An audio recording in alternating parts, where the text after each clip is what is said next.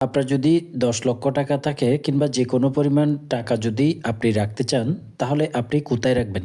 সঞ্চয়পত্রে নাকি কৃষি ব্যাংকে এফডিআর করে? ভুল সিদ্ধান্ত আপনাকে বছরে লাখ টাকার ক্ষতি করাতে পারে। তাই আজকের ভিডিওতে আপনাদেরকে জানাবো কোনটা সবচেয়ে বেশি নিরাপদ, কোনটাতে ঝুঁকি কম, কোনটাতে ট্যাক্স বেশি কাটে আর কার জন্য কোনটা ভালো হবে। আমি আসি সঞ্চয়পত্র কি? সঞ্চয়পত্র হলো বাংলাদেশ সরকার কর্তৃক স্বীকৃত সেভিংস সার্টিফিকেট, অর্থাৎ সরকার আপনার কাছ থেকে টাকা নেই, নির্দিষ্ট সময় পর পর সুদসহ আপনাকে ফেরত দিবে। এবং এর মধ্যে জনপ্রিয় সঞ্চয়পত্র হচ্ছে 5 বছর মেয়াদী সঞ্চয়পত্র, পরিবার সঞ্চয়পত্র, পেনশনার সঞ্চয়পত্র।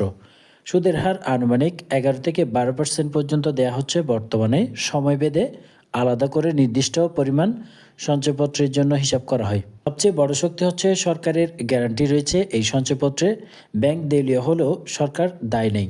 সঞ্চয়পত্রের কিছু সুবিধা রয়েছে, আবার কিছু রয়েছে। তার মধ্যে রয়েছে দেশের সবচেয়ে নিরাপদ বিনিয়োগ বলা হয়ে থাকে সঞ্চয়পত্রকে।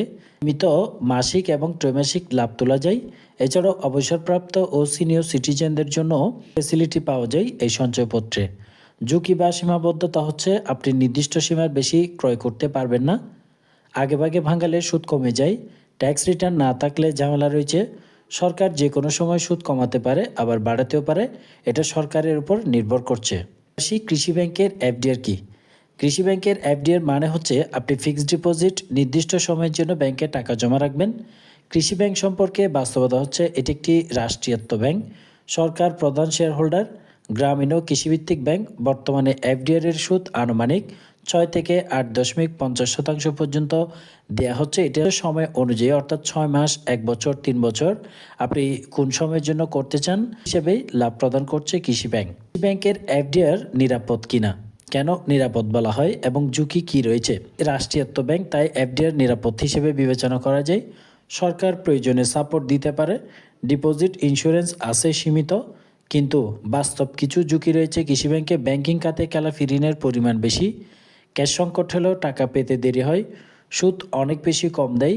মূল্যস্ফীতির সাথে তাল মেলে না এই কৃষি ব্যাংকের। এবার যদি সরাসরি তুলনা করি, তাহলে নিরাপত্তার দিক থেকে আপনার দুটোই ঠিক আছে। সুদের হার যদি আপনি হিসাব করেন সঞ্চয়পত্রে বেশি, কিন্তু কৃষি ব্যাংকের এফডিআর অনেক কম। সরকার গ্যারান্টি দিচ্ছে সঞ্চয়পত্রে, কিন্তু কৃষি ব্যাংকের ক্ষেত্রে আংশিক গ্যারান্টি। ঝুঁকি হচ্ছে খুবই কম সঞ্চয়পত্রে, এবং কৃষি ব্যাংকের এফডিআর এর ক্ষেত্রে মাঝারি ঝুঁকি রয়েছে।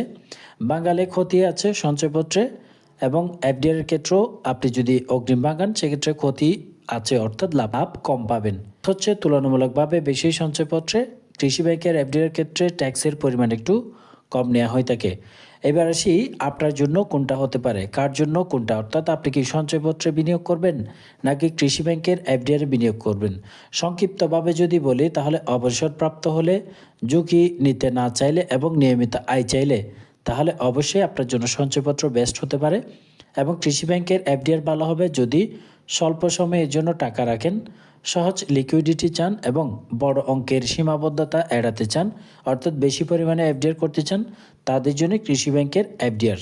10 লাখ টাকা আপনি যদি রাখতে চান, সেক্ষেত্রে এক জায়গায় না রেখে 6 থেকে 7 লাখ টাকার সঞ্চয়পত্র আর বাকিগুলো কৃষি ব্যাংকে বা যে কোনো ব্যাংকে এফডিআর করে রাখুন। এছাড়াও যারা 1 লক্ষ 2 লক্ষ টাকা রাখতে চান, তাহলে বেশি লাভ পেতে চাইলে অবশ্যই আপনারা সঞ্চয়পত্রে বিনিয়োগ করতে পারবেন। সেক্ষেত্রে অল্প টাকা হলে আপনার সঞ্চয়পত্রের জন্য বেস্ট হতে পারে। ভিডিওটি ভালো লাগলে লাইক দিন। এই ধরনের ফাইন্যান্সিয়াল ভিডিও পেতে চ্যানেলটি সাবস্ক্রাইব করুন এবং প্রশ্ন থাকলে কমেন্টে জানাতে পারেন। দেখা হবে পরবর্তী ভিডিওতে। আল্লাহ হাফেজ।